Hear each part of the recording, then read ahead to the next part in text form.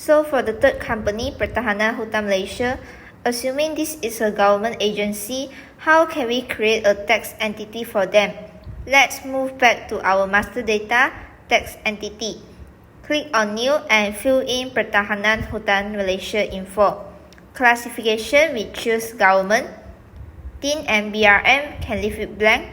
We will use the general TIN to submit e-invoice when your buyer is a government. What you need to do is just fill in the remaining info that you have.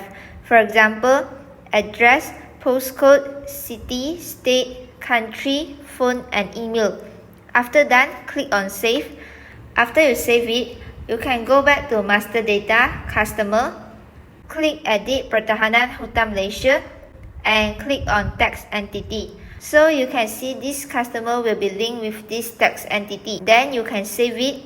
This is how you create tax entity when your buyer is a government related company.